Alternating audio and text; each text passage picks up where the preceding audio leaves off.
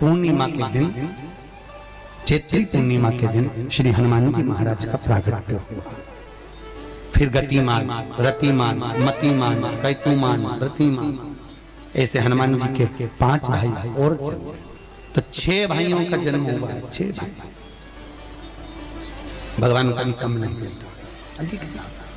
और आज भी नियम है महाराज, जिसकी फैक्ट्री नहीं चलती हो, प्रॉपर्टी की आप खरीदारी बेचादारी करते हो, प्रॉपर्टी से जुड़ा हुआ काम करते हो, या लोहे से जुड़ा हुआ करते हो, या फैक्ट्री आदि का कर्म करते हो, कोई मैन्युफैक्चरिंग करते हो, वो नहीं चल रहा, तो हनुमान जी के उल्टे पांव का सिंदूर लीजिए और हनुमान जी के दूसरे नंबर के भाई गतिमान का नाम लीजिए।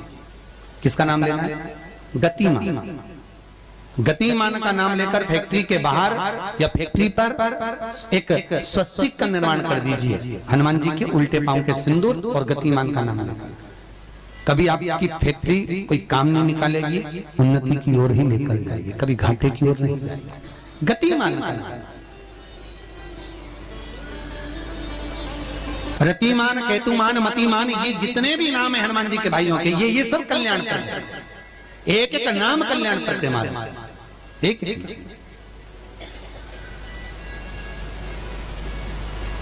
महाराज वो जिन बच्चों को निमोनिया हो जाता है ना, वो सर्दी का कोटा रहता है, बहुत सर्दी बच्चों को बनी रहती है, तो हर दिन 5-10 दिन में वापस दौड़ के डॉक्टर के पास लेके जाओ, फिर डॉक्टर के पास ले। वैसे तो डॉक्टर के पास बच्चे आजकल के जमाने के जाते ही जाते हैं, हर 15 दिन 20 दिन में, तो इसके पीछे वो चले जाए।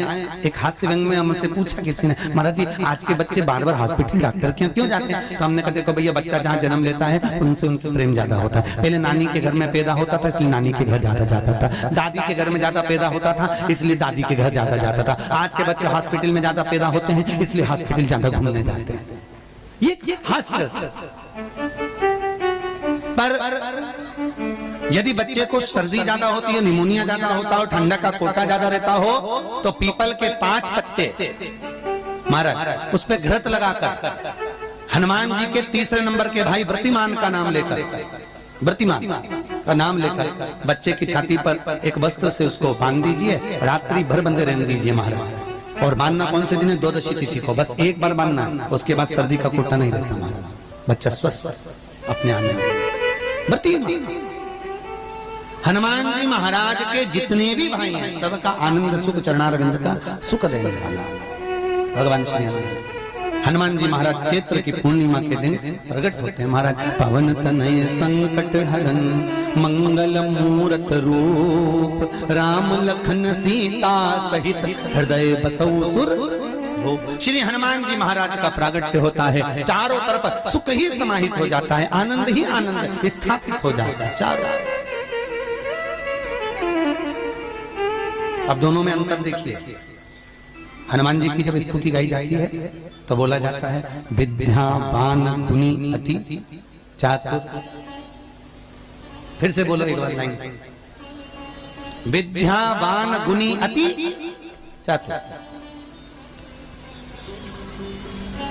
हनुमान जी विद्यावान थे और लंका का राजा रावण विद्वान था। क्या था?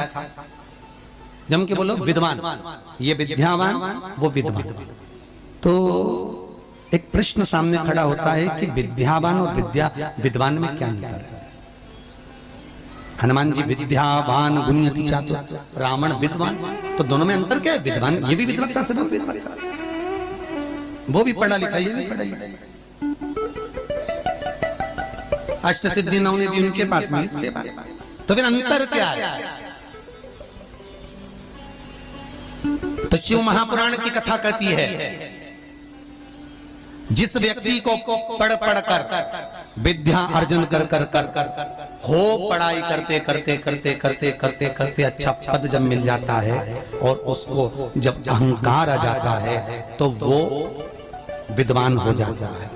और जिसको पढ़ कर खूब अच्छी सिंहासन भी मिल गया, उसके बाद भी उसका चित्त वृत्ति नम्र होता चले जाता है, तो वो विद्यावान हो गया।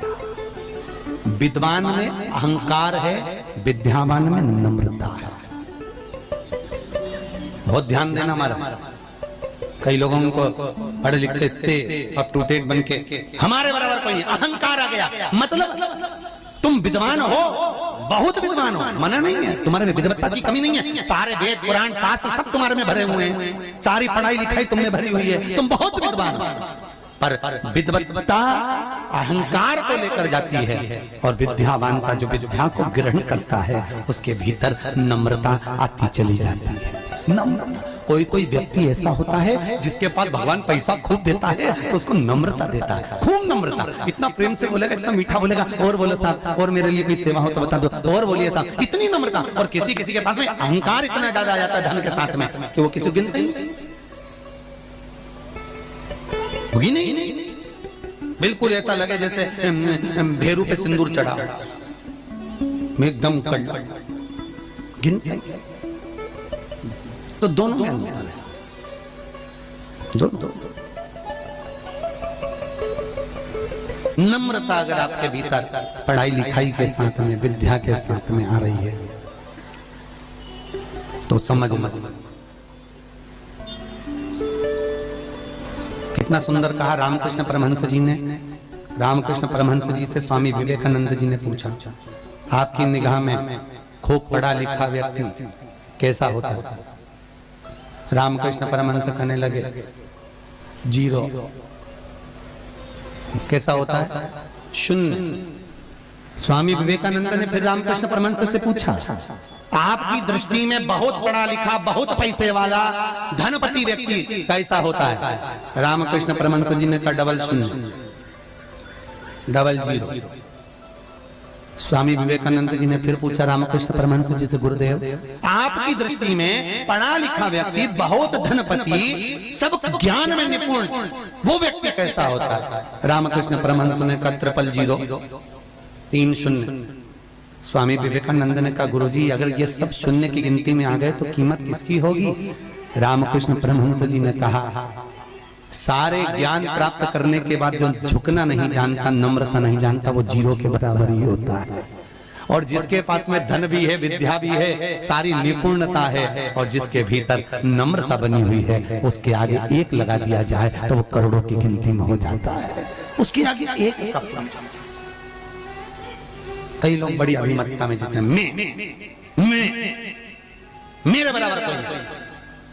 और जो मैं करके मर जाता है, अगला जन्म बकरा बकरी का हो जाता है, मैं करता फिरता है। छुपकली और बकरा बकरी दोनों पहचान जाओ, बहुत परिचित है। तुम्हारे दरवाजे पर भी कोई बकरा बकरी दिखे तो समझ लेना तुम्हारा रिश्तेदार आया है। मैं करके मर गया, मेरा घर, मेरी परिवार, मेरा कुटुंब, मेरी घर, मेरी गाड़ी, मेरा बंगला, मेरा मेरा मेरा करके मरा, बकरा बकरा। मैं तत्व में अभिमतता।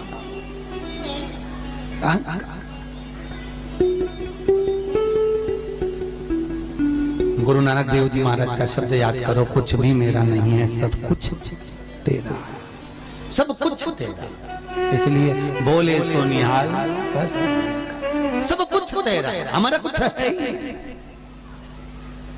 हमारे भीतर कुछ है तो वो परमात्मा। हनुमान जी महाराज प्रकट हुए और अष्ट सिद्धि, कितनी? अष्ट सिद्धि, नवनिधि। कितनी निधि? 9 निधि हनुमान जी के पास में थी। अष्ट सिद्धि 9 निधि, और उस 9 निधि में सबसे ज्यादा सुंदर निधि जो दुनिया के हित की है वो है नील निधि। कौन सी निधि? 9 निधि में से एक निधि का नाम है नील निधि। कई लोग तो ऐसे, उनका आज तक हनुमान चालीसा पढ़ना नहीं है, आज तक कोई चालीसा, चाहे गायत्री चालीसा हो, लक्ष्मी चालीसा हो, शिव चालीसा हो, पढ़ना ही नहीं आती। बस बैठ गए भगवान के सामने और पढ़ लिया आसन लगा के। नहीं नहीं नहीं, चालीसा पढ़ने का भी एक नियम है। अगर कोई लक्ष्य लेकर पढ़ रहे हो तो उसका एक नियम है।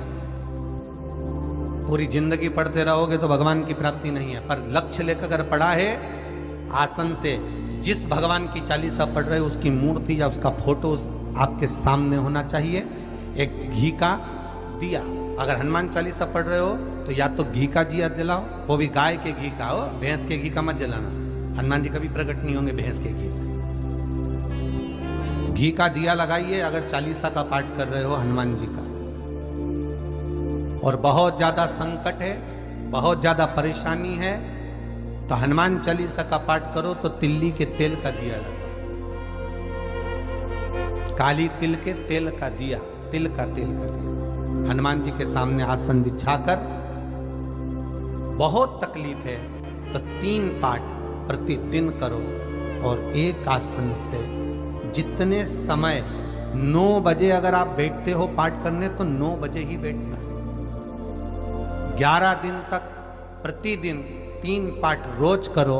एक पानी का लोटा, कलश, तांबे का जल अर्थात तांबे का लोटा हो, स्टील का लोटा हो, तुम्हारे पास जो कलश हो उसमें जल भरकर, एक सिक्का उसमें पटक कर, एक लौंग पटक कर प्लेट से ढक कर रख दो और प्रतिदिन बस टाइम पर बैठकर पाठ करो।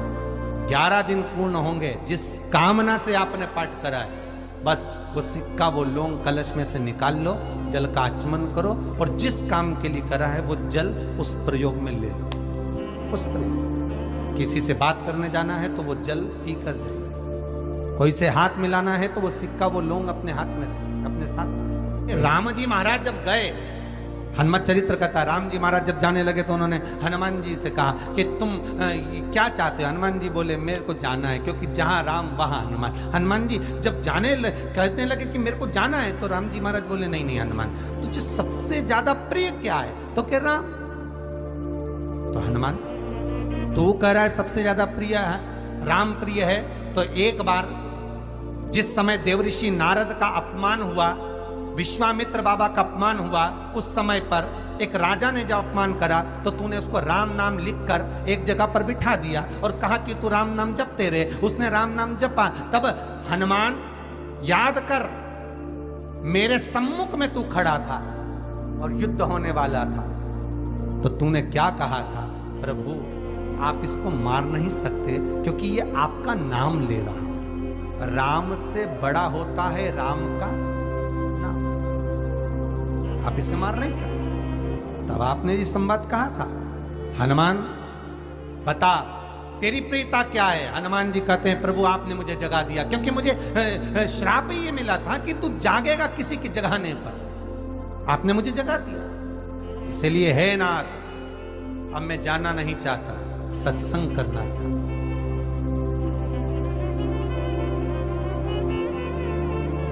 श्री राम जी का चरित्र, अब मैं सत्संग करूंगा, भजन करूंगा, नाम जाप करूंगा। पर राम जी जानते हैं हनुमान से कहा, हनुमान मेरा जाने का समय आ गया, मुझे तो जाना पड़ेगा ना। सीता पृथ्वी में चली गई, मुझे भी जाना है। मैं सरयू के जल में अपने प्राणों को त्यागूंगा, मानव का शरीर है, इसको त्यागना तो पड़ेगा ना हनुमान। हनुमान जी बोले तो त्याग दो, त्यागने में क्या दिक्कत है, त्यागो आप तो। पर दिक्कत एक बहुत बड़ी है। तो राम जी ने जैसी कहा दिक्कत बहुत बड़ी है, तो हनुमान जी पूछे ऐसी कौन सी दिक्कत है? हनुमान जी के शब्द सुने तो राम जी बोले, जब जिस समय पर तुम सूर्य को निगल गए थे, इंद्र को क्रोध आया था और इंद्र ने तुम पर वज्र का जब प्रहार करा था, जब वज्र का प्रहार इंद्र ने करा तब तुम्हारा नाम हनुमान हुआ। तब सारे देवी देवताओं ने तुम्हें वर प्रदान करा।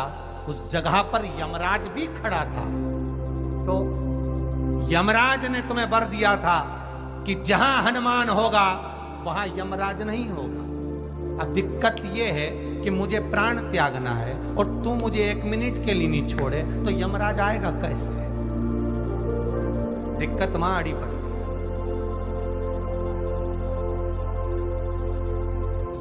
हनुमान जी मुस्कुरा के बोले राम जी महाराज से, प्रभु मैं आपके बिना रह नहीं सकता। तो राम जी बोले मैं भी जानता हूं कि तू मेरे बिना नहीं रह सकता, पर एक काम तो कर सकता है ना। क्या? मैं अगर कोई काम बताऊंगा तो तू करेगा कि नहीं करेगा? हनुमान जी बोले आपका काम और मैं ना करूं, ऐसा कभी हुआ है? जरूर करूंगा। ठीक है, बस अब राम जी महाराज ने सोच लिया कि हनुमान को जाने से पहले काम पर लगा। अब वो कौन सा काम था? बोलो रे भाई, हनुमान जी को कहां काम पर लगाया राम जी ने? किस जगह पर काम पर लगाया? अरे सभी ने रामचरितमानस सुनी है, खूब सुनी, जल्दी बताओ। राम जी महाराज ने प्राण त्यागते समय सरयू जी में प्राणों को देते समय राम जी ने हनुमान जी को किस काम में लगाया था कि राम जी ने अपने हाथ की एक मुद्रिका जिस पे राम लिखा हुआ था, वो मुद्रिका एक अयोध्या की एक सरंग में जमीन में डाल दिया और हनुमान से कहा जा जरा ढूंढ के लेके आ, मैं अभी घूम कर आया। और हनुमान जी तलातल रसातल भूमि के नीचे पताल में चले गए उस मुद्रिका को ढूंढने के लिए जिस पे राम लिखा है। और हनुमान जी पूछते भी जा रहे हैं राम कहाँ है? राम की मुद्रिका पड़ी थी, राम की अंगूठी है। अब राम का ही सत्संग करते करते जा रहे हैं और राम जी चले गए सरयू, क्योंकि हनुमान अगर होगा तो यमराज नहीं आ सकता। हनुमान को यहां से हटाना पड़ेगा तब यमराज लेने के लिए आ सकता, तब यम आए। और क्योंकि यम अपने नियम को धारण करेगा, चाहे कृष्ण हो चाहे राम। वास्तु के हिसाब से केवल एक दीवार ऐसी होती है जहां पर हनुमान जी का चित्र लगाया जाता है। चाहे तुम पर्वत उठाने वाला चित्र लगाओ हनुमान जी का, चाहे बैठे हुए लगाओ, चाहे रामायण पढ़ने वाला लगाओ, चाहे लंका दहन करने वाला लगाओ, चाहे राम नाम जपने वाला लगाओ, चाहे लक्ष्मण को संजीवनी देने वाला लगाओ, चाहे मौन मुद्रा में लगा दो, चाहे स्तुति में लगा दो, चाहे भजन में लगा दो। हनुमान जी का कोई भी चित्र लगता है तो ना पूरब में लगेगा, ना पश्चिम में लगेगा, ना दक्षिण में लगेगा। हनुमान जी का अगर चित्र लगता है तो उत्तर की दीवार में दक्षिण को देखते हुए लगता है, केवल एक ही स्थान।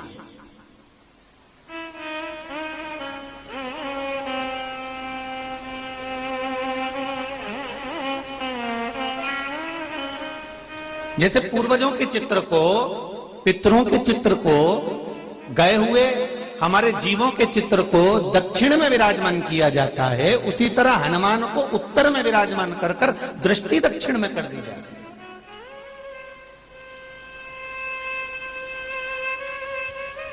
घर में हनुमान जी के जितने फोटो होते हैं उसको केवल दक्षिण दिशा में लगा और उत्तर दिशा में लगा बिठा देते हैं, और दक्षिण की ओर उनकी दृष्टि होना चाहिए, दक्षिण की ओर उनका मुख होना चाहिए। क्यों? महाराज, अगर व्यक्ति के जीवन में कोई बीमारी आने वाली है, व्यक्ति के जीवन में कोई रोग आने वाला है, व्यक्ति के जीवन में अगर कोई कष्ट आने वाला है, व्यक्ति के जीवन में अगर कोई परेशानी आने वाली है, व्यक्ति के जीवन में कोई एक्सीडेंट का योग भी बनने वाला है, तो शास्त्र कहता है वो दिशा दक्षिण से ही बनता है।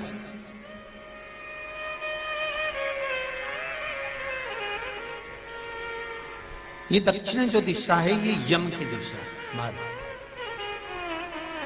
यहां संपूर्ण परिवार के साथ यमराज अपने आनंद में निवास करता है, यम दिशा। और जब हमारे घर में, हम ये नहीं कह रहे कि आप हनुमान जी का फोटो लगाओ, हम ये भी नहीं कह रहे, आपके घर में हो और आपने अगर विराजमान कर कर रखा है किसी दिशा में, तो हमारा तो निवेदन रहेगा, अभी तक आपने अगर जैसा रखा पर एक बार दिशा बदल कर देखना कि रोग, बीमारी, कष्ट, दुख, तकलीफ में आपको लाभ मिला कि ना मिला। हनुमान जी ने केवल दक्षिण दिशा की ओर अगर मुख कर कर हमने विराजमान कर दिया, फोटो ही विराज दिया। हम ये नहीं कहेंगे आपसे कि आप बाजार से फोटो खरीद के लाओ फिर लगाओ, नहीं, आपके घर में हो तो आप लगा दीजिए, आपके घर में हो तो विराजमान कर।